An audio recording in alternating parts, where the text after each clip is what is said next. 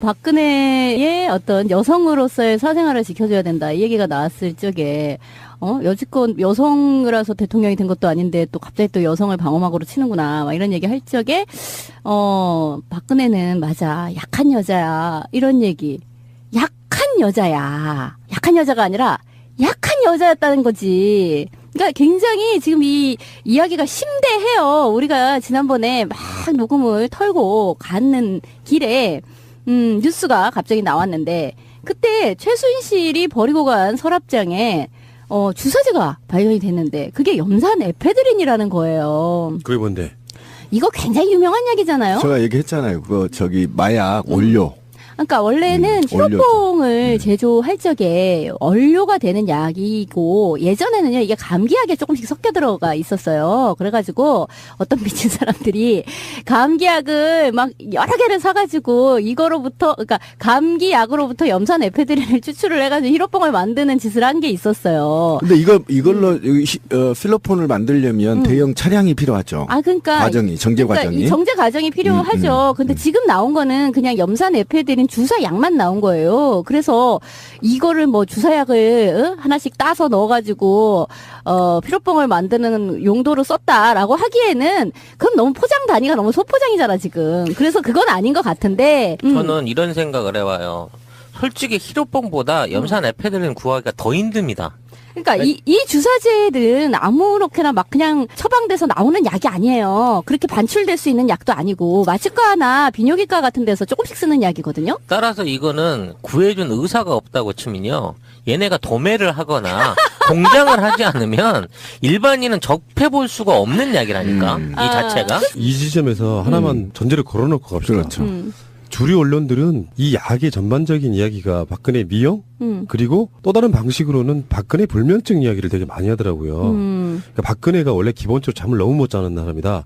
세월호까지도 그렇게 주장하는 사람이 네, 있어. 맞아. 그래서 이제 저번에도 왜 리도카인 이야기가 나왔을 때 리도카인은 마취제인데요. 정맥으로 놓으면은 마취 유도제, 전신 마취 유도제이고 국소적으로 쓰면은 왜 이런데 꼬맬 때 여기에다가 주사 놔가지고 국소적인 마취하는 그런 약인데 리도카인을 왜 이렇게 많이 했느냐 이 얘기했을 때도 이게 혹시 프로포폴이랑 연관이 있는 거 아니냐. 그러니까 프로포폴은 그렇게 잠 못 잔다는 박근혜가 잠을 자기 위해서 그렇게 썼을 가능성이 매우 농후한 약인데 어쨌든 프로포폴이 맞을 적에 이게 혈관통이 좀 있어요. 그 혈관을 아프게 하는 게 있거든요. 근데 주사제 중에 혈관통을 일으키는 약들이 몇 개 있는데 그것도 상당히 아프긴 아파요. 그래서 그런 그 부작용이죠. 일종의 그것도 부작용이죠. 그거를 줄여주기 위해서 리도케인 같은 거를 이렇게 같이 넣으면은 혈관 통증도 없어지고 그렇게 같이 처방을 하는 경우가 있어요. 그래서 염산 에페드린도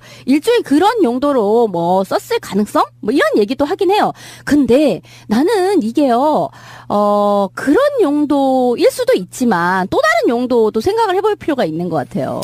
이게요, 아까 이제 감기약 같은 데 들어간다 그랬잖아요. 감기, 기침, 천식 이런 데에서 이제 혈관을 약간 축소시키는 그런 작용을 하거든요. 그래서 이거는요, 비아그라로 일테면 비아그라는 그 이제 특정 기관에 피를 몰리게 하는, 그러니까 혈관을 열어서 피를 몰리게 하는 그런 약이잖아요. 근데 그게 너무 이제 지속 발기가 된 상태, 그것도 굉장히 큰 문제거든요. 지속 발기가 돼서 풀리지를 않는 상태가 있어요.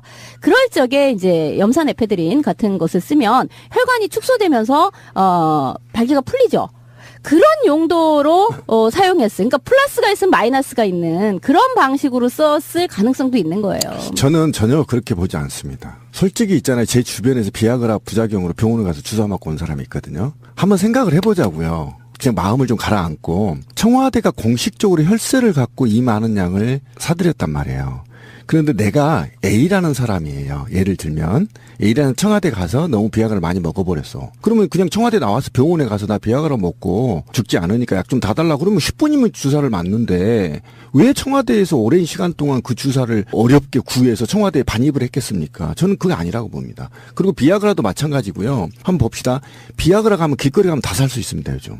못 사는 약이 있습니까? 근데 왜 청와대 혈세를 다량으로 구입했겠어요? 못 사. 삽니다. 길거리에서 못 사고. 아니 비아그라는 처방을 다 사요. 받아야지. 그러니까 일반 약이 아니에요. 아, 비아그라는 그냥 남자들 다 알잖아요. 다 어디 가면 사는지 뭘 알면서 그냥 처방 없어 다 삽니다. 아니 살 수는 있는데. 아니 제 얘기를 끝까지 들어보세요. 그렇게 살 수 있는 거를 왜 공식적인 라인을 통해서 또는 그렇게 어렵게 증거까지 남기면서 혈세로 샀냐는 겁니다. 그리고 이것들이 아직 상호 역학관계가 약물들의 역학관계가 밝혀지지 않았지만 지금 슬슬 현재 메인 스트림에서 발표한 게 해독제까지 만들어져 있어요. 근데 이 해독제가 마약의 해독제에도 쓸 수도 있고 비아그라 해독제에도 쓸 수 있다라고 얘기를 한 거 아닙니까? 그러니까 여기까지는 팩트예요. 메인 언론이 발표를 했기 때문에. 그러니까 이런 정도의 얘기라고 한다면 저는 비아그라를 먹고 발기가 안 죽어서 그걸 해독시키기 위해서 혈세를 낭비하면서 샀다? 그걸 누가 믿습니까? 미친놈도 그렇게 안 합니다. 공무원이 한번 생각해보세요. 다 증거가 남고 이게 수십 년간 남아야 될 자료를 이 사람들은 어떻게 이거를 사드립니까? 말도 안 되고요. 이 사람들은요 이렇게 사드릴 적에 이게 잠깐만요. 나중에 까질지를 모르는 거예요. 다 알아요. 이 중에 공무원이 있었는데 모릅니까? 다 합니다. 이거. 아니, 내 생각도 지민 씨랑 비슷해. 아니, 들어보세요. 그러니까 예. 국정농단이라는 표현을 쓸 때는요. 그들이 이렇게 몰락할 줄 상상도 못했던 상황에 다 까인 게 아닌가 싶은 생각이 아니에요. 들어요. 제가 얘기하고 싶은 이런 겁니다. 까일 걸 알면서도 일부러 샀다고요? 아니 그거를 아무렇지도 생각하지 않게끔 긴박했다는 거예요. 상황이. 아, 그럴 수도 있겠네요.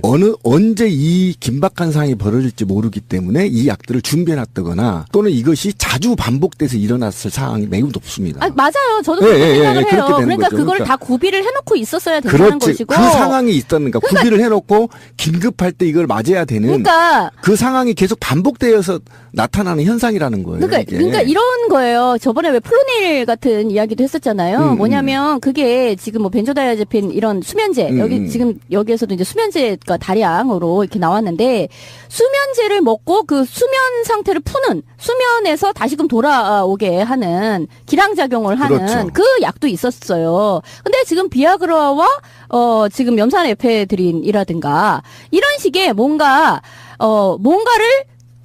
가하고 다시 그것을 감하고 하는 방식이 있단 말이야. 라식스 같은 것도 이뇨제로서 무언가를 빼내는 그런 그렇지, 역할인 그렇지. 것이고요. 배곡주사 같은 경우도요. 이렇게 비아그라나 뭐 마약 성분 이런 것을 또 좀 빼내는 그렇죠. 거에도 이제 역할이 있다는 거예요. 그러니까 지금 얘기인 즉슨 그냥 우리가 보통 생각하는 잠깐 비아그라를 썼어.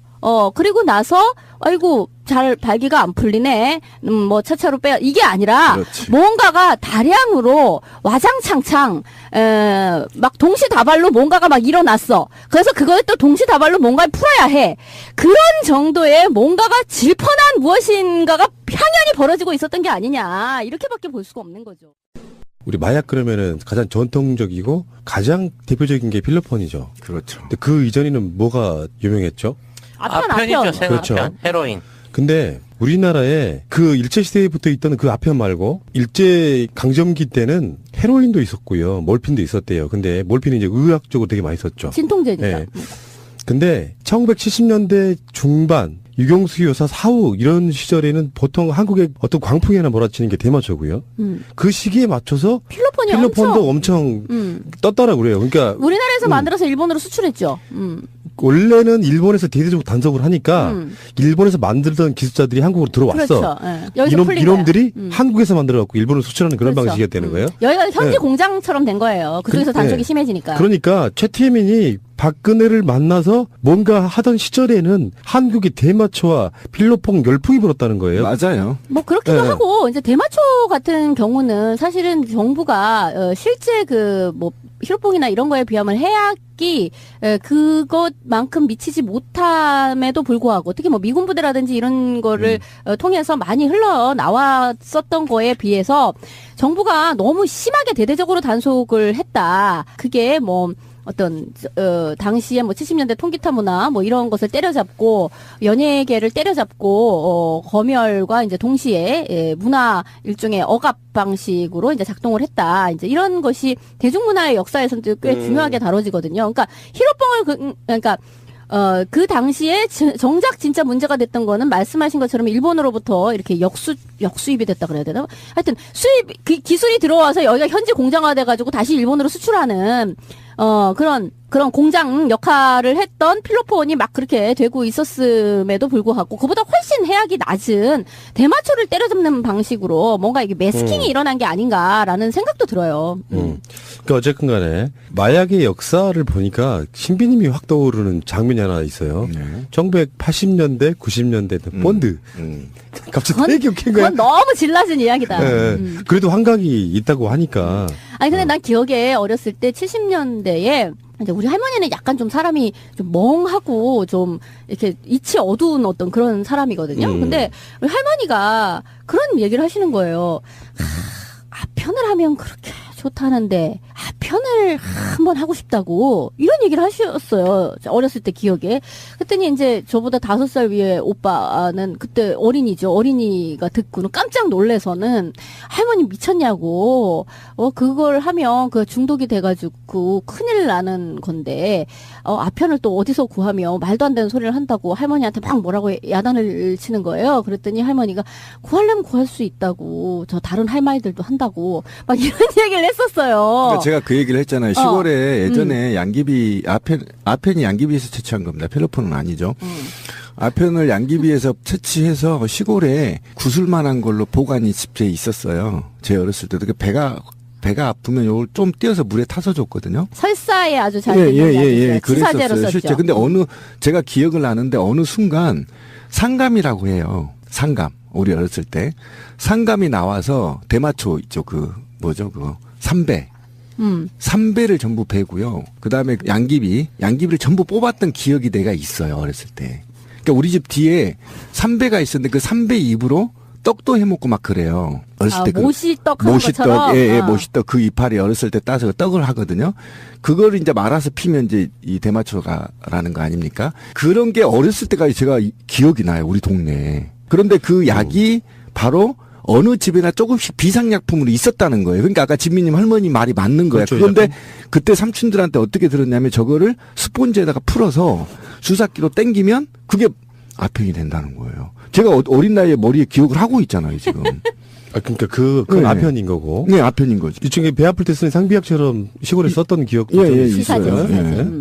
그런데 지금 필로폰 같은 경우는 70년대 중후반부터 융성해가지고 왜 최근에 그 김무성 사위가 마약하는 것처럼 걔네들은 우리가 그때 털 때 마약의 종합판이었잖아요. 걔네들 안 쓰는 경우. 고급 버전이 나온 거죠. 엑스터시까지 다 있었죠. 엑스터시는 좀 약한 거고. 그런 것처럼 상류층에 있던 박근혜 같은 부류라든지 이런 사람들이 지금처럼, 그러니까 지금이야 마약 그러면 나쁜 개념이지만 아편을 마약이라고 생각했던 시절은 꽤 오래됐다고 생각해요. 그렇지. 약간 좀 삶이 피폐해져가지고 그 먼 쟁이를 이렇게 불렀듯이. 아편쟁이. 근데 우리가 말하는 아편쟁이 이후의 버전, 새로 나온 신약 같은 경우는 그런 게 개념이 없을 때는 무시로 했을 가능성 같은 것도 있잖아요. 상류층이나 돈 좀 있는 사람들이.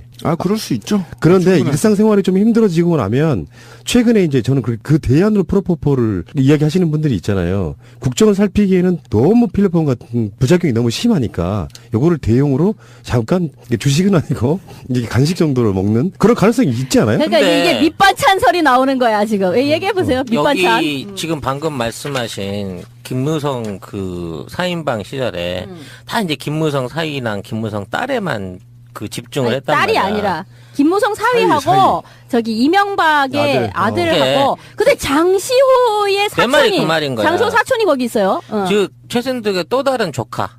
그러니까 최순실 동생의 최순실 동생인 그 최순천이라고 하는 세자매니까 그 엄마한테서 같이 난 세자매니까 얘의 조카 서현덕이가 당시 그 보트 타고 희희낙낙하는 그 장면. 희희낙낙하고 그 SNS에 올랐던 장면 안에 멤버로 끼어 있었단 말이야. 그래요?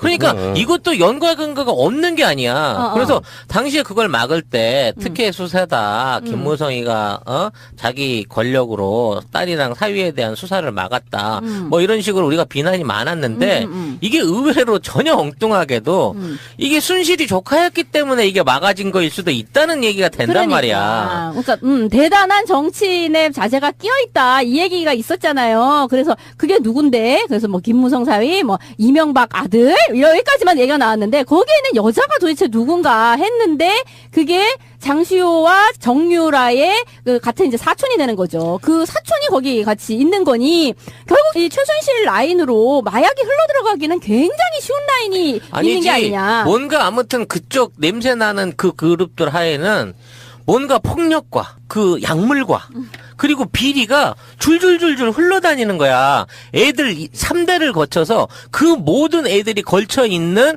사건에는 이 세 가지가 빠지지가 않는단 말이야. 돈과 마약과 폭력이. 진미님한테도 한번 물어보고 싶은 것 중에 하나인데 일반인이 의사도 간호사도 아닌 일반인이 주사를 같은 걸 직접 놓을 때 사실 그 사람들이 돈이 없는 사람들이 아니잖아. 그러니까 미용 시술을 위해서는 병원에 갔을 거라고요.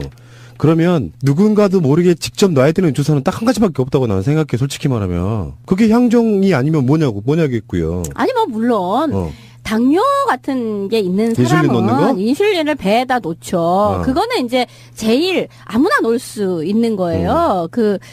근데 주사는 이제 여러 가지가 이제 피하 주사, 지금 얘기한 피하 주사 그런 게 있고 근육 주사, 엉덩이나 여기 팔뚝에 막는 이제 그런 거, 그게 근육 주사. 이거는 이제 자기가 그 차운병원 그 사람이 자기가 놨다는 거잖아요. 근데 정맥 주사는 이게 아무나 놓기가 좀 힘들어요. 그리고 자기가 자기한테 놓는 거는 정말 어렵거든. 그건 정말 거의 영화에 나오는 장면이죠. 이렇게 자기가 막 이렇게 람보 이런 사람이 한 람보 이렇게 묶어가지고 막 자기가 놓고 좀 솔직히 그 자세도 안 나오고 굉장히 힘든 그런 일이고.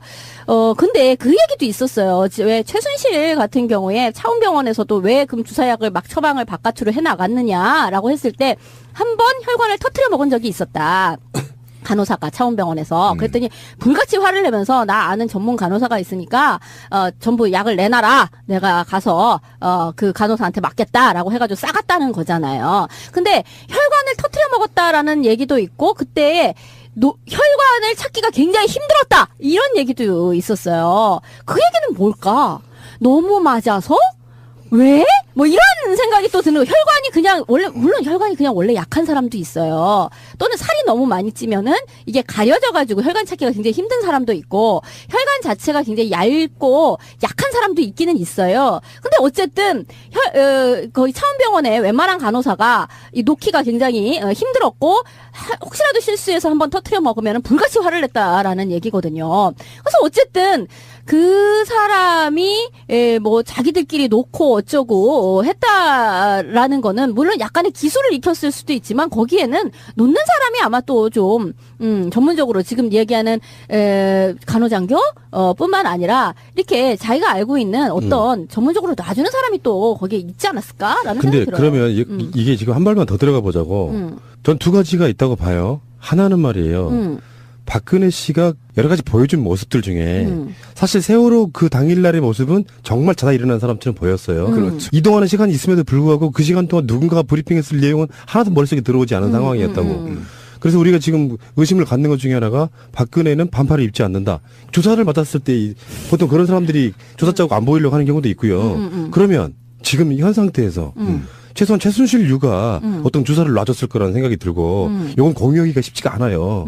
그러니까 정말 매수가 되어 있는 공무원이 아니면 그 짓은 나는 못한다고 보고. 못하지. 그러면 지금 박근혜 씨는 굉장한 금단 현상에 직면해 있을 가능성이 있지 않아요? 그건 걱정돼. 그러니까. 아니, 그래서 지금 저기가 아직 돌보고 있다는 거 아닙니까? 누가요? 그 헬스 트레이너가 지금 돌보고 있다는. 윤전추 아직도 있다고 했지? 그 돌보고 있는데 그래서 제가 이 사건은 제 머리는 정리가 안 돼요. 한번 봅시다. 내가 지존이에요. 국정원 전화하면 마스터시고 뭐고 마약 종류별로 다 갖고 오거든요. 한번 생각해 보세요. 그냥 비공식적으로 다 가져올 수 있고요. 지금 최순실이 문고리 3인방을 통해서 청와대 차량으로 프리패스했다는 거 아닙니까? 그 안에 누가 어떤 남자가 탔는지 어떤 물건이 탔는지 그다음에 박근혜가 밖으로 나가고 있는지 들어오고 있는지를 전혀 구분이 안 했다는 거 아닙니까? 지금 체크가. 그리고 국정원 비선 라인 통해서 약 가져와. 그럼 종류를 다 갖고 오란 말이에요. 다 갖고 올 수 있단 말이에요. 지금 검찰 창고에도 잔뜩 쌓여있잖아, 마약이. 그런데 왜 이렇게 온갖 짓을 다 하면서 이런 것들을 사들였을까라는 질문을 던져보면. 아니, 잠깐만. 이 부분은 이렇게 정리를 하나 하고 갑시다. 네. 그러니까 청와대가 직접적으로 마약으로 불릴 만한 걸 사들이지는 않았어. 그러니까 내 말은 그러니까 이런 거지. 우리가요. 왜 저번에 뭐 바깥에서 차원병원에서 태반 주사 뭐 이런 얘기 나왔을 적에 신배님 말씀도 아니 청와대에서 태반 주사를 구입을 하면 될 것을 왜 외부에서 사가지고 뭘 반출을 하고 그렇지. 반입을 하고 지랄을 해가지고 이 꼬리를 잡히게 하느냐 이 얘기했잖아요. 그 얘기가 나오기 무섭게 그럼 청와대에서는 어떤 물품 어떤 약품을 샀는지 볼까 했더니 허거거거 이렇게 된 거잖아요. 그것처럼 지금 신배님 말씀하듯이 아니 모두 다 지금 검찰 뭐 국정원 등등 해서 주식을 차려가지고 올 수 있었는데, 메인 DC를 차려가지고 올 수 있었는데, 왜 이런 잔챙이 같은 밑반찬을 가지고 이지랄이야, 라고 얘기를 하는 거면, 그런 것도 있을 수 있는 거죠. 지금 이거는, 메인 DC는 바깥에서 들어오되, 이거는 그냥, 식당마다 밑반찬 그게 있잖아. 그냥 깍두기. 기본 단무지야, 그렇지, 이거는. 기본 단무지, 깍두기, 바로 그 배추김치. 이게 있는 상태인 거죠. 그래서 이제 제가 얘기한 게 메인 반찬이 밝혀지지 않았다는 겁니다. 그래서 최근에 메인 DC가 뭐냐 이거야. 그렇죠. 그래서 최근에 아까 찌라시님이 얘기한 게 저는 핵심이라고 생각해요. 지금 우리가 방송에서 예전에 3가지 수사를 해야 된다고 했어요. 뇌물죄가 들어가야 되고 국가보안법 조사가 돼야 되고 그다음에 마약 수사가 들어가야 된다고 했죠. 그 이후에 하나가 더 진일보한 게 뇌물죄 지금 수사를 하고 있습니다. 지금 남아 있는 게요. 국가보안법 적용 수사가 남아 있고 그다음에 마약 수사가 남아 있는데 지금 마약 수사가 2번째로 촉구되고 있습니다. 시민들에 의해서. 왜 그러냐면 지금 검찰이 마약 수사를 전혀 고려하지 않고 있다라는 겁니다. 그래서 정치권과 시민사회단체가 마약 조사라고 지금 푸싱을 하고 있는 겁니다. 그러니까 뭐냐면 이게 약물이 이거는 해독이나 섹스에 관련된 문제로만 접근이 되지 실제로 마약으로 지금 접근이 안 되고 있기 때문에 이 메인이 마약이었을 가능성이 있다라는 거에 대해서 수사를 지금 해야 된다라는 겁니다. 지금 이 그 얘기를 해야 하고 돼요. 싶은 거예요. 그러니까 거기 장에는 그러니까 그렇지. 냉장고에 김치가 있는 것처럼 그 장에 그냥 있는 거예요. 이게 기본이. 근데 말씀하신 것처럼 뒤에 누가 타고 자 메인 디시 오늘 자 치킨 배달이요 하면서 들어온단 말이야. 집에 깍두기는 있어. 근데 치킨은 누가 배달을 오는 거지.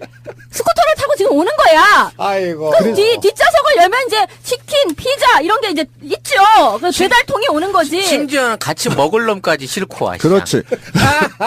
근데 왜 제가 이렇게 분명히 말씀을 드리냐면 아까 지민님이 살짝 하고 얘기를 하고 넘어갔는데 굉장히 중요한 얘기를 김상만이 최순실이 입국하기 이틀 전에 알았다는 겁니다. 김상만이 어떻게 알았겠어요? 국정원 아니고 이거 불가능합니다. 국정원이 이미 보호하고 있다는 건 다 밝혀졌고요. 그다음에 공항에 왔을 때 건장한 검정색 옷을 입은 사람들 국정원용으로 드러났단 말이죠. 그러면 도피 과정에서 국정원이 신변을 확보했을 가능성이 매우 높습니다. 그러면 그 상황에서 최순실이 김상만한테 전화해서 공황장애로 좀 진단서 떼어줄 수 있는 건지 창원병원에 전화해봐.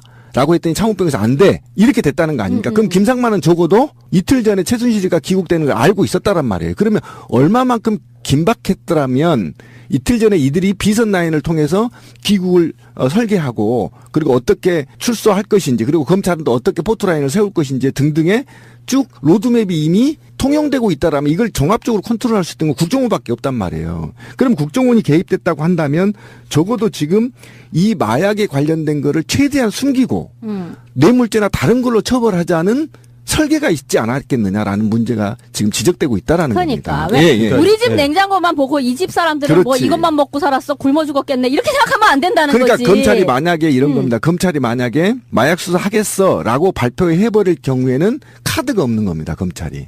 그렇죠? 그러니까 목줄을 꽉 쥐고 검찰이 목줄을 일부 쥐고 저는 이제 우리 편이라고 보지는 않습니다. 검찰은 목줄을 쥐고 너 잘못하면 이거 깐다라고 하고 수사를 받아라고 요구를 했는데 불구하고 박근혜는 29일 수사를 또 거부해버렸어요. 이후에 어떤 수사가 진행될지 모르겠지만 지금 코어는 있다. 분명히.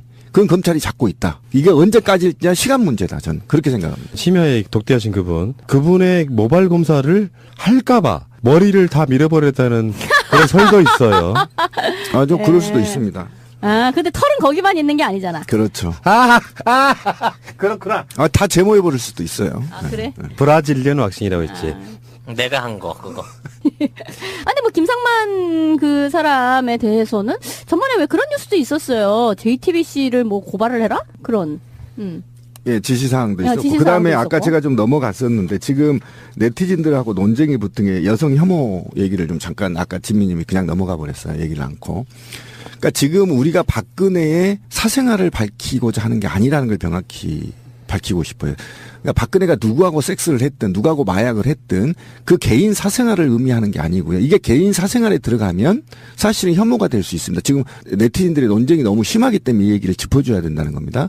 박근혜 씨는 여성이 아니에요. 적어도 대통령이란 직함을 갖고 있는 사람은 중성입니다. 그러니까 중성의 행위에 대해서 업무 시간에 공무원으로서의 그가 한 폐륜의 행위나 그다음에 불법적 행위에 대해서는 혐오가 아니에요.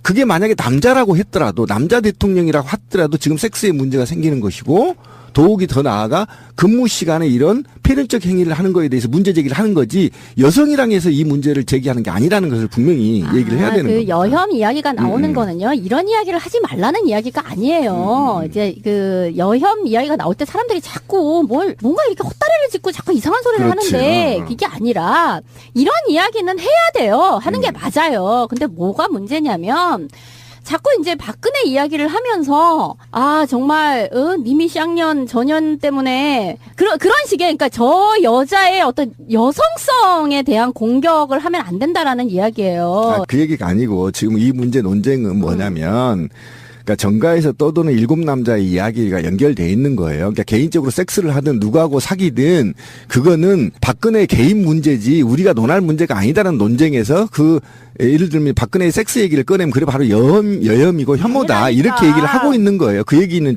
다른 얘기라고. 이런 거는 다른 얘기예요. 이미 끝나버린 거고 그거는 민중철골기 대책위 본부가 이미 그거는 발표를 했고 그 얘기가 아니라 그 이후에 또 논쟁이 된 이유가 개인 사생활의 문제에 대한 섹스 이런 개인 사생활이다. 그거를 여성이라고 해서 음탕하게 들어가서 파헤치려고 하는 거 여혐이다라고 얘기한 거에 대한 논쟁이라고. 그건 논쟁의 가치가 없는 거고. 그런 거를 하는 거에서 우리가 사생활을 궁금해하는 게 아니라는 걸 분명히 밝혀야 돼요. 이거는 얘기를 해야 되는 거예요. 업무 시간이기 때문에. 업무 시간이고. 지금 신변이 말씀하시는 건 너무 당연한 이야기야. 당연한 이야기인데. 뻔한 이야기래. 아니 내가 하고 싶은 얘기는 뭐냐면 사실은 굉장히 비슷한 이야기를 하면서 서로 굉장히 날카롭게 대립을 하는 것처럼 보이는 건데요. 확실한 거는 그냥 그거예요. 박근혜가 잘못이죠. 박근혜가 잘못인데 그 박근혜의 잘못을 여성의 잘못으로 치환하지 말라는 거예요.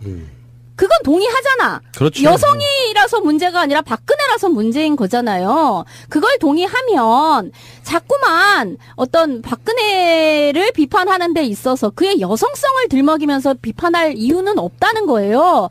그리고 광장에서 여성도 있고 남성도 있고 다 있는 이 마당에서 자꾸만 여성에 대한 공격을 하는 것으로서 박근혜에 대한 비판을 가름하려고 하면 같이 싸우고 있는 연대하고 있는 이 사람들 중에서 여성들을 굉장히 위축시키고 여성들을 배제시키는 결과를 낳는다는 거예요. 그러니까 그 짓을 하지 말라는 얘기예요. 그 이야기는 거기까지만 합시다. 자, 어쨌든 간에 저쪽에서는 마약 이야기는 별로 안 꺼내고 싶어하는 뉘앙스도 보여요. 왜 불편해지는 상황들이 저는 있다고 보거든요.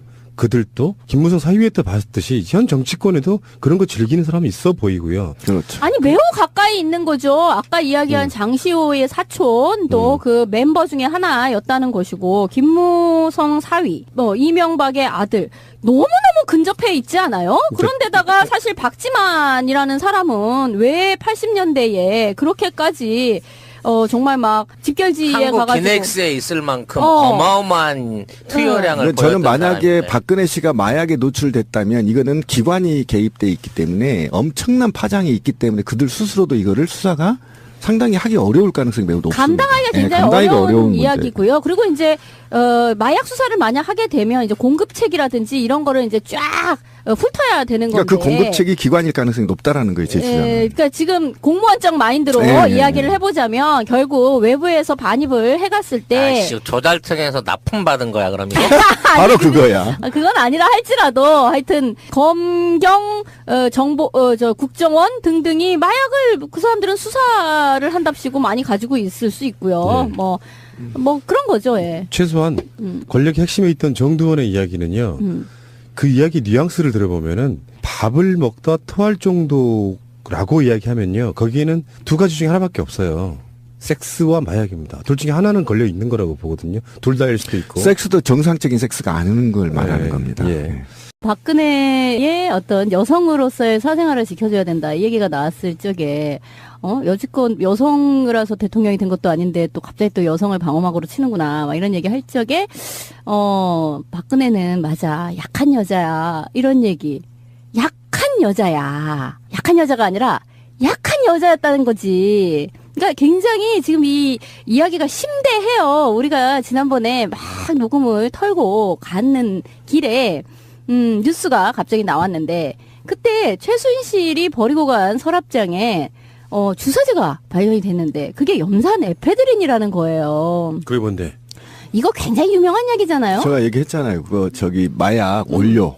그러니까 원래는 히로뽕을 제조할 적에 원료가 되는 약이고 예전에는요 이게 감기약에 조금씩 섞여 들어가 있었어요. 그래가지고 어떤 미친 사람들이 감기약을 막 여러 개를 사가지고 이거로부터 그러니까 감기약으로부터 염산 에페드린을 추출을 해가지고 히로뽕을 만드는 짓을 한 게 있었어요. 근데 이걸로 필로폰을 만들려면 대형 차량이 필요하죠. 아 그러니까 과정이 정제 그러니까 과정이. 이 정제 과정이 필요하죠. 근데 지금 나온 거는 그냥 염산 에페드린 주사약만 나온 거예요. 그래서 이거를 뭐 주사약을 하나씩 따서 넣어가지고 피로뽕을 만드는 용도로 썼다라고 하기에는 그럼 너무 포장 단위가 너무 소포장이잖아 지금. 그래서 그건 아닌 것 같은데. 저는 이런 생각을 해봐요. 솔직히 히로뽕보다 염산 에페드린 구하기가 더 힘듭니다. 그러니까 이 주사제들은 아무렇게나 막 그냥 처방돼서 나오는 약이 아니에요. 그렇게 반출될 수 있는 약도 아니고 마취과나 비뇨기과 같은 데서 조금씩 쓰는 약이거든요. 따라서 이거는 구해준 의사가 없다고 치면요. 얘네가 도매를 하거나 공장을 하지 않으면 일반인은 접해볼 수가 없는 약이라니까. 이 자체가. 이 지점에서 하나만 전제를 걸어놓고 갑시다. 그렇죠. 주류 언론들은 이 약의 전반적인 이야기가 박근혜 미용 그리고 또 다른 방식으로는 박근혜 불면증 이야기를 되게 많이 하더라고요. 그러니까 박근혜가 원래 기본적으로 잠을 너무 못 자는 사람이다. 세월호까지도 그렇게 주장하는 사람이 맞아, 있어. 맞아. 그래서 이제 저번에도 왜 리도카인 이야기가 나왔을 때 리도카인은 마취제인데요. 정맥으로 놓으면은 마취 유도제, 전신 마취 유도제이고 국소적으로 쓰면은 왜 이런데 꼬맬 때 여기에다가 주사 나가지고 국소적인 마취하는 그런 약인데 리도카인 왜 이렇게 많이 했느냐 이 얘기했을 때도 이게 혹시 프로포폴이랑 연관이 있는 거 아니냐. 그러니까 프로포폴은 그렇게 잠 못 잔다는 박근혜가 잠을 자기 위해서 썼을 그렇게 썼을 가능성이 매우 농후한 약인데 어쨌든 프로포폴이 맞을 적에 이게 혈관통이 좀 있어요. 그 혈관을 아프게 하는 게 있거든요. 근데 주사제 중에 혈관통을 일으키는 약들이 몇 개 있는데 그것도 상당히 아프긴 아파요. 그래서 그런 그 부작용이죠. 일종의 그것도 부작용이죠. 그거를 줄여주기 위해서 리도케인 같은 거를 이렇게 같이 넣으면은 혈관 통증도 없어지고 그렇게 같이 처방을 하는 경우가 있어요. 그래서 염산 에페드린도 일종의 그런 용도로 뭐 썼을 가능성? 뭐 이런 얘기도 하긴 해요. 근데 나는 이게요, 그런 용도일 수도 있지만 또 다른 용도도 생각을 해볼 필요가 있는 것 같아요. 이게요.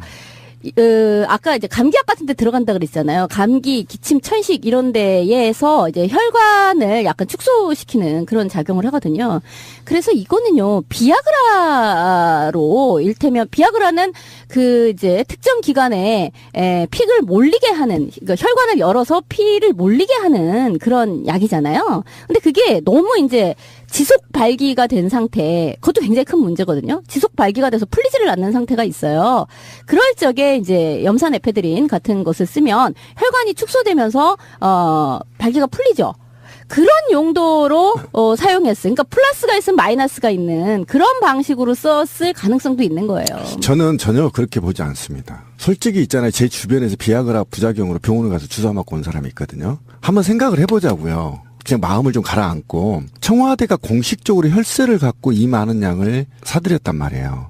그런데 내가 A라는 사람이에요. 예를 들면 A라는 청와대 가서 너무 비아그라를 많이 먹어버렸어. 그러면 그냥 청와대 나와서 병원에 가서 나 비아그라 먹고 죽지 않으니까 약 좀 다 달라 그러면 10분이면 주사를 맞는데 왜 청와대에서 오랜 시간 동안 그 주사를 어렵게 구해서 청와대에 반입을 했겠습니까? 저는 그게 아니라고 봅니다. 그리고 비아그라도 마찬가지고요. 한번 봅시다. 비아그라 가면 길거리 가면 다 살 수 있습니다. 요즘. 못 사는 약이 있습니까? 근데 왜 청와대 혈세를 다량으로 구입했겠어요? 못 사. 삽니다. 길거리에서 못 사고. 아니 비아그라는 처방을 다 사요. 받아야지. 그러니까 일반 약이 아니에요. 비아그라는 그냥 남자들 다 알잖아요. 다 어디 가면 사는지 뭘 알면서 그냥 처방 없어 다 삽니다. 아니 살 수는 있는 너게 어렸을 때 70년대에 이제 우리 할머니는 약간 좀 사람이 좀 멍하고 좀 이렇게 이치 어두운 어떤 그런 사람이거든요. 근데 우리 할머니가 그런 얘기를 하시는 거예요. 아편을 하면 그렇게 좋다는데 아편을 한번 하고 싶다고 이런 얘기를 하셨어요. 어렸을 때 기억에. 그랬더니 이제 저보다 5살 위에 오빠는 그때 어린이죠. 어린이가 듣고는 깜짝 놀래서는 할머니 미쳤냐고.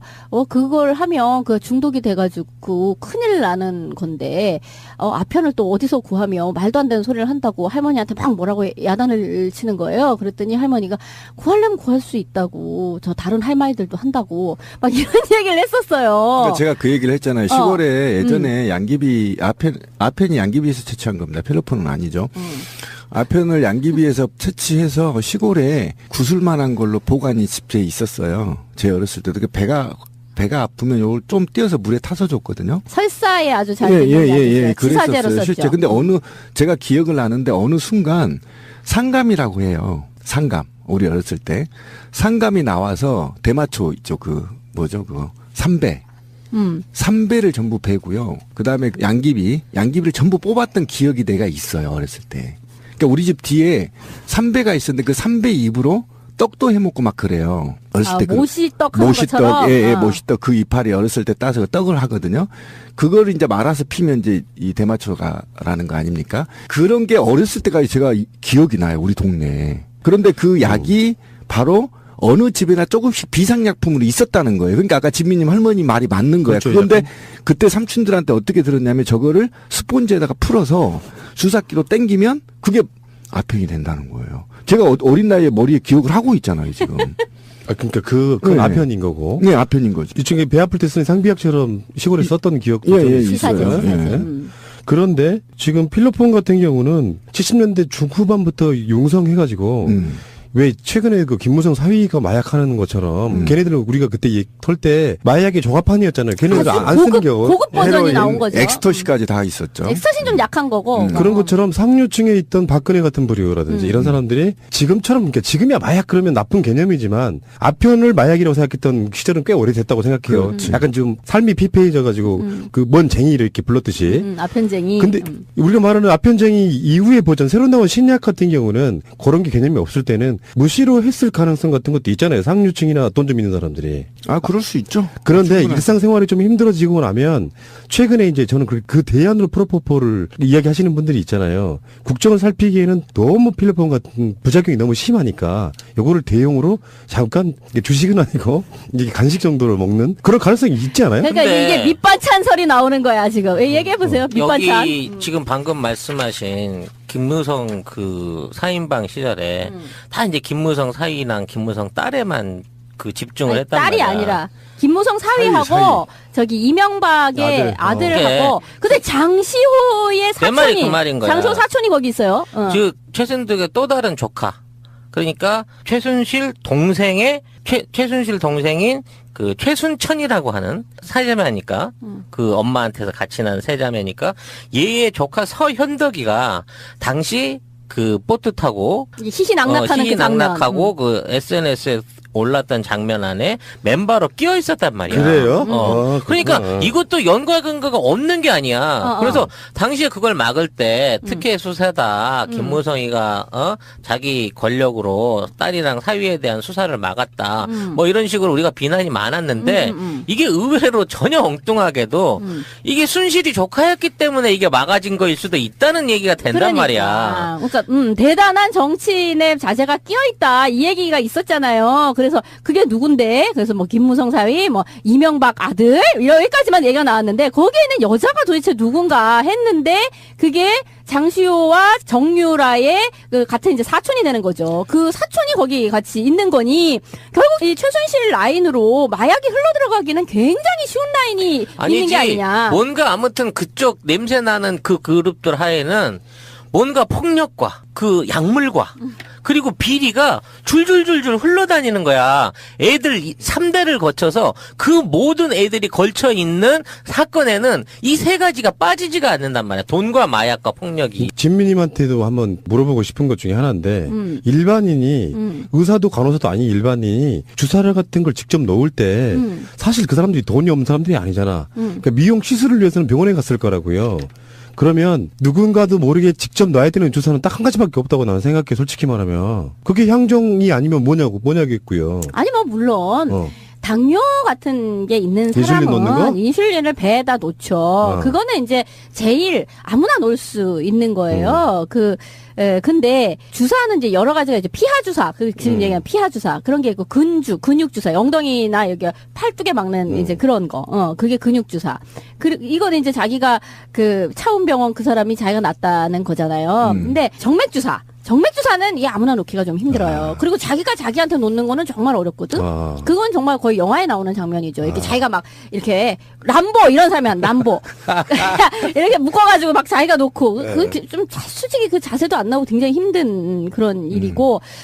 근데 그 얘기도 있었어요. 왜 최순실 같은 경우에 차운병원에서도 왜 그럼 주사약을 막 처방을 바깥으로 해 나갔느냐라고 했을 때 한 번 혈관을 터트려 먹은 적이 있었다.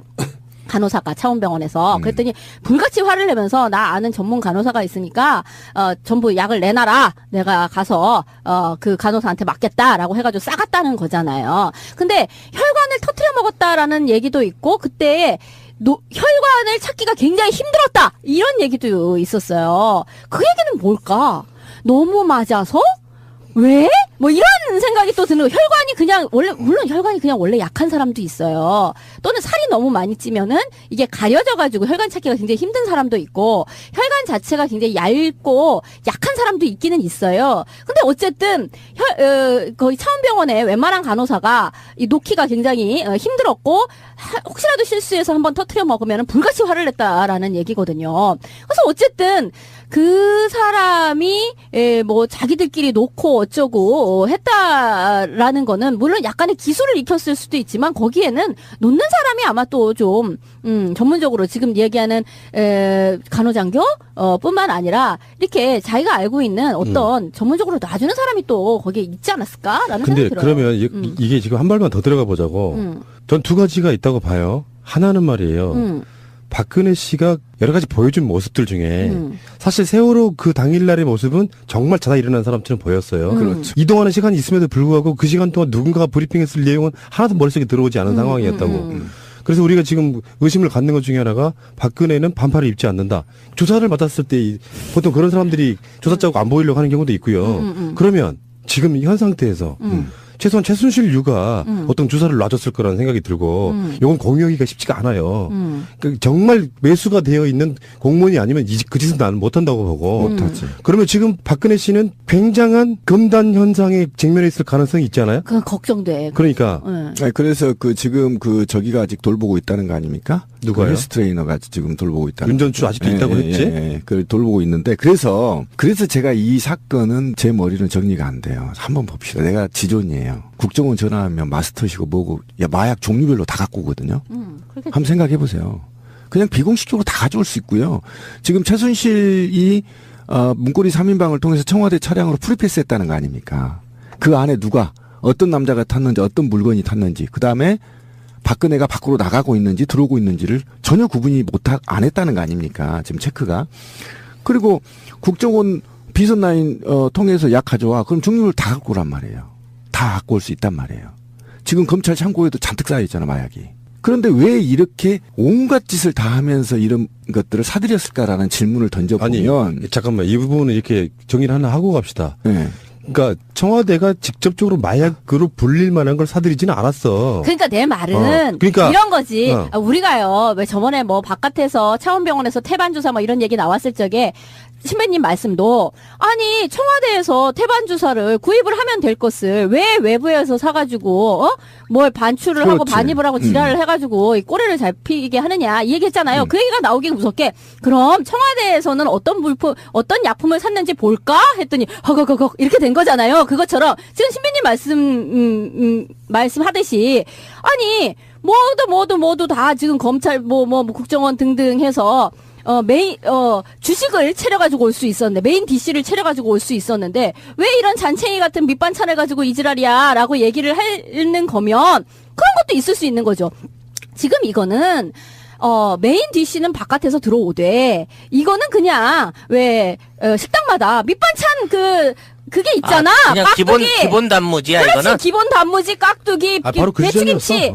이게 있는 상태인 거죠. 그래서 이제 제가 얘기한 게 메인 반찬이 밝혀지지 않았다는 겁니다. 그래서 최근에 메인 DC가 뭐냐 이거야. 그렇죠. 그래서 최근에 아까 찌라시님이 얘기한 게 저는 핵심이라고 생각해요. 지금 우리가 방송에서 예전에 3가지 수사를 해야 된다고 했어요. 뇌물죄가 들어가야 되고 국가보안법 조사가 돼야 되고 그다음에 마약 수사가 들어가야 된다고 했죠.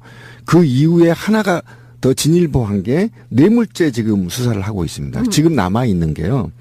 국가보안법 적용 수사가 남아 있고 그다음에 마약 수사가 남아 있는데 지금 마약 수사가 2번째로 촉구되고 있습니다. 시민들에 의해서. 왜 그러냐면 지금 검찰이 마약 수사를 전혀 고려하지 않고 있다라는 겁니다. 그래서 정치권과 시민사회단체가 마약 조사하라고 지금 푸싱을 하고 있는 겁니다. 그러니까 뭐냐면 이게 약물이 이거는 해독이나 섹스에 관련된 문제로만 접근이 되지 실제로 마약으로 지금 접근이 안 되고 있기 때문에 이 메인이 마약이었을 가능성이 있다라는 거에 대해서 수사를 지금 해야 된다라는 겁니다. 지금 이 그 얘기를 하고 돼요. 싶은 거예요. 그러니까 거기 장에는 그렇지. 냉장고에 김치가 있는 것처럼 그 장에 그냥 있는 거예요. 이게 기본이. 근데 말씀하신 것처럼 뒤에 누가 타고 메인 DC 오늘 치킨 배달이요 하면서 들어온단 말이야. 집에 깍두기는 있어. 근데 치킨은 누가 배달을 오는 거지. 스쿠터를 타고 지금 오는 거야. 아이고. 그럼 뒷좌석을 열면 이제 치킨, 피자 이런 게 이제 있죠. 그 배달통이 오는 거지. 심지어는 같이 먹을 놈까지 싫고 와. 그렇지. 근데 왜 제가 이렇게 분명히 말씀을 드리냐면 아까 지민님이 살짝 하고 얘기를 하고 넘어갔는데 굉장히 중요한 얘기를 김상만이 최순실이 입국하기 이틀 전에 알았다는 겁니다. 김상만이 어떻게 알았겠어요? 국정원 아니고 이거 불가능합니다. 국정원이 이미 보호하고 있다는 건 다 밝혀졌고요. 그다음에 공항에 왔을 때 건장한 검정색 옷을 입은 사람들 국정원용으로 드러났단 말이죠. 그러면 도피 과정에서 국정원이 신변을 확보했을 가능성이 매우 높습니다. 그러면 그 상황에서 최순실이 김상만한테 전화해서 공황장애로 좀 진단서 떼어줄 수 있는 건지 창원병원에 전화해봐. 라고 했더니 창원병에서 안 돼. 이렇게 됐다는 거 아닙니까? 그럼 김상만은 적어도 이틀 전에 최순실이가 귀국되는 걸 알고 있었다란 말이에요. 그러면 얼마만큼 긴박했더라면 이틀 전에 이들이 비선 라인을 통해서 귀국을 설계하고 그리고 어떻게 출소할 것인지 그리고 검찰은 또 어떻게 포트라인을 세울 것인지 등등의 쭉 로드맵이 이미 통용되고 있다라면 이걸 종합적으로 컨트롤할 수 있는 건 국정원밖에 없단 말이에요. 그럼 국정원이 개입됐다고 한다면 적어도 지금 이 마약에 관련된 거를 최대한 숨기고 뇌물죄나 다른 걸로 처벌하자는 설계가 있지 않았겠느냐라는 문제가 지금 지적되고 있다라는 그러니까. 겁니다. 왜 우리 집 냉장고만 보고 이 집 사람들은 뭐 그렇지. 이것만 먹고 살았어 굶어 죽었겠네 이렇게 생각하면 안 된다는 그러니까 거지. 검찰이 만약에 이런 겁니다. 검찰이 만약에 마약 수사하겠어라고 발표해버릴 경우에는 카드가 없는 겁니다. 검찰이. 그렇죠? 그러니까 목줄을 꽉 쥐고 검찰이 목줄을 일부 쥐고 저는 이제 우리 편이라고 보진 않습니다. 검찰은 목줄을 쥐고 너 잘못하면 이거 깐다라고 하고 수사를 받아라고 요구를 했는데 불구하고 박근혜는 29일 수사를 또 거부해버렸어요. 이후에 어떤 수사가 진행될지 모르겠지만 지금 코어는 있다. 분명히. 그건 검찰이 잡고 있다. 이게 언제까지냐 시간 문제다. 전 그렇게 생각합니다. 심야에 독대하신 그분의 모발 검사를 할까봐 머리를 다 밀어버렸다는 그런 설도 있어요. 좀 그럴 수도 있습니다. 근데 털은 거기만 있는 게 아니잖아. 그렇죠. 그렇구나. 다 제모해버릴 수도 있어요. 그래? 브라질리언 왁싱이라고 했지. 내가 한 거 그거. 아니 뭐 김상만 그 사람에 대해서는 전번에 왜 그런 뉴스도 있었어요. JTBC를 뭐 고발을 해라? 그런. 예, 지시사항도 있었고. 지시사항도 그다음에 있었고. 아까 제가 좀 넘어갔었는데 지금 네티즌들하고 논쟁이 붙은 게 여성 혐오 얘기를 좀 잠깐 아까 진미님이 그냥 넘어가 버렸어요. 얘기를 않고. 그러니까 지금 우리가 박근혜의 사생활을 밝히고자 하는 게 아니라는 걸 명확히 밝히고 싶어요. 그러니까 박근혜가 누구하고 섹스를 했든 누구하고 마약을 했든 그 개인 사생활을 의미하는 게 아니고요. 이게 개인 사생활에 들어가면 사실은 혐오가 될 수 있습니다. 지금 네티즌들의 논쟁이 너무 심하기 때문에 이 얘기를 짚어줘야 된다는 겁니다. 박근혜 씨는 여성이 아니에요. 적어도 대통령이란 직함을 갖고 있는 사람은 중성입니다. 그러니까 중성의 행위에 대해서 업무 시간에 공무원으로서의 그가 한 폐륜의 행위나 그다음에 불법적 행위에 대해서는 혐오가 아니에요. 그게 만약에 남자라고 했더라도 남자 대통령이라고 하더라도 지금 섹스에 문제가 생기는 것이고 더욱이 더 나아가 근무 시간에 이런 폐륜적 행위를 하는 거에 대해서 문제 제기를 하는 거지 여성이랑 해서 이 문제를 제기하는 게 아니라는 것을 분명히 얘기를 해야 되는 거예요. 그 여혐 이야기가 나오는 거는요. 이런 이야기를 하지 말라는 이야기가 아니에요. 이제 그 여혐 이야기가 나올 때 사람들이 자꾸 뭔가 이렇게 헛다리를 짚고 자꾸 이상한 소리를 그렇지. 하는데 그게 아니라 이런 이야기는 해야 돼요. 하는 게 맞아요. 근데 뭐가 문제냐면 자꾸 이제 박근혜 아니 제 얘기를 끝까지 들어보세요. 그렇게 살 수 있는 거를 왜 공식적인 라인을 통해서 또는 그렇게 어렵게 증거까지 남기면서 혈세로 샀냐는 겁니다. 그리고 이것들이 아직 상호 역학관계가 약물들의 역학관계가 밝혀지지 않았지만 지금 슬슬 현재 메인 스트림에서 발표한 게 해독제까지 만들어져 있어요. 근데 이 해독제가 마약의 해독제에도 쓸 수도 있고 비아그라 해독제에도 쓸 수 있다라고 얘기를 한 거 아닙니까? 그러니까 여기까지는 팩트예요. 메인 언론이 발표를 했기 때문에. 그러니까 이런 정도의 얘기라고 한다면 저는 비아그라를 먹고 발기가 안 죽어서 그걸 해독시키기 위해서 혈세를 낭비하면서 샀다? 그걸 누가 믿습니까? 미친놈도 그렇게 안 합니다. 공무원이 한번 생각해보세요. 다 증거가 남고 이게 수십 년간 남아야 될 자료를 어떻게 이거를 사드립니까? 말도 안 되고요. 이 사람들은요. 이렇게 사드릴 적에 이게 잠깐만요. 나중에 까질지를 모르는 거예요. 다 알아요. 이 중에 공무원이 있었는데 모릅니까? 다 합니다. 아니, 내 생각도 지민 씨랑 비슷해. 아니 들어보세요. 그러니까 네. 국정농단이라는 표현을 쓸 때는요. 그들이 이렇게 몰락할 줄 상상도 못했던 상황에 다 까인 게 아닌가 싶은 생각이 아니에요. 들어요. 제가 얘기하고 싶은 이런 겁니다. 까일 걸 알면서도 일부러 샀다고요? 아니 그거를 아무렇지도 생각하지 않게끔 긴박했다는 거예요. 상황이. 아, 그럴 수도 있겠네요. 언제 이 긴박한 상황이 벌어질지 모르기 때문에 이 약들을 준비해놨다거나 또는 이것이 자주 반복돼서 일어났을 상황이 매우 높습니다. 아, 맞아요. 저도 예, 그렇게 예, 생각을 예, 해요. 그렇게 되는 그러니까 거죠. 그걸 그러니까. 다 구비를 해놓고 있었어야 된다는 그렇지. 것이고. 그 상황이 있다는가. 구비를 해놓고 긴급할 때 이걸 맞아야 되는 그러니까 그 상황이 계속 반복되어서 나타나는 현상이라는 거예요. 이게. 그러니까 이런 거예요. 저번에 왜 플로닐 같은 이야기도 했었잖아요. 뭐냐면 그게 지금 뭐 벤조다이아제핀 이런 수면제 지금 여기에서도 이제 수면제가 다량으로 이렇게 나왔는데 수면제를 먹고 그 수면 상태를 푸는 수면에서 다시금 돌아오게 하는 기량작용을 하는 그렇죠. 그 약도 있었어요. 근데 지금 비아그라와 지금 염산 에페드린이라든가 이런 식의 뭔가를 가하고 다시 그것을 감하고 하는 방식이 있단 말이야. 라식스 같은 것도 이뇨제로서 무언가를 빼내는 그런 그렇지, 역할인 그렇지. 것이고요. 배곡주사 같은 경우도요. 이렇게 비아그라나 뭐 마약 성분 이런 것을 또 좀 빼내는 그렇죠. 거에도 이제 역할이 있다는 거예요. 그러니까 지금 얘기인 즉슨 그냥 우리가 보통 생각하는 잠깐 비아그라를 썼어. 그리고 나서 아이고 잘 발기가 안 풀리네. 뭐 차차로 빼 이게 아니라 그렇지. 뭔가가 다량으로 와장창창 막 동시다발로 뭔가가 막 일어났어. 그래서 그거에 또 동시다발로 뭔가를 풀어야 해. 그런 정도의 뭔가가 질펀한 무엇인가가 향연이 벌어지고 있었던 게 아니냐. 이렇게밖에 볼 수가 없는 거죠. 우리 마약 그러면은 가장 전통적이고 가장 대표적인 게 필로폰이죠. 그렇죠. 근데 그 이전에는 뭐가 유명했죠?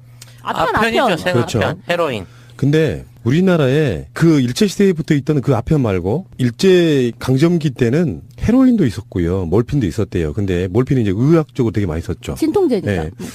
근데 1970년대 중반 유경수 여사 사후 이런 시절에는 보통 한국의 어떤 광풍이나 몰아치는 게 대마초고요. 그 시기에 맞춰서 필로폰도 엄청 떴다라고 그래요. 그러니까 우리나라에서 만들어서 일본으로 수출했죠. 원래는 일본에서 대대적으로 단속을 하니까 일본에서 만들던 기술자들이 한국으로 들어왔어. 그렇죠. 예. 여기서 풀린 이놈들이 거야. 한국에서 만들어갖고 일본으로 수출하는 그런 그렇죠. 방식이 되는 거예요. 여기가 현지 네. 공장처럼 된 거예요. 그중에서 단속이 네. 심해지니까. 그러니까 최태민이 박근혜를 만나서 뭔가 하던 시절에는 한국이 대마초와 필로폰 열풍이 불었다는 거예요. 맞아요. 뭐 그렇기도 네. 하고 이제 대마초 같은 경우는 사실은 정부가 실제 그 뭐 힐뽕이나 이런 거에 비하면 해악이 그것만큼 미치지 못함에도 불구하고 특히 뭐 미군 부대라든지 이런 거를 통해서 많이 흘러나왔었던 거에 비해서 정부가 너무 심하게 대대적으로 단속을 했다. 그게 뭐 어떤 당시에 뭐 70년대 통기타 문화 뭐 이런 것을 때려잡고 연예계를 때려잡고 검열과 이제 동시에 문화 일종의 억압 방식으로 이제 작동을 했다. 이제 이런 것이 대중문화의 역사에서도 꽤 중요하게 다뤄지거든요. 그러니까 히로뽕을 그러니까 그 당시에 정작 진짜 문제가 됐던 거는 말씀하신 것처럼 일본으로부터 이렇게 역수입이 됐다 그래야 되나? 하여튼 기술이 들어와서 여기가 현지 공장화 돼가지고 다시 일본으로 수출하는, 그런 공장 역할을 했던 필로폰이 막 그렇게 되고 있었음에도 불구하고 그보다 훨씬 해악이 낮은 대마초를 때려잡는 방식으로 뭔가 이게 매스킹이 일어난 게 아닌가라는 생각도 들어요. 그러니까 어쨌든 간에 마약의 역사를 보니까 신비님이 확 떠오르는 장면이 하나 있어요. 1980년대, 90년대 본드. 갑자기 되게 웃긴 거야. 그건 너무 질낮은 이야기다. 그래도 환각이 있다고 하니까. 아니 근데 난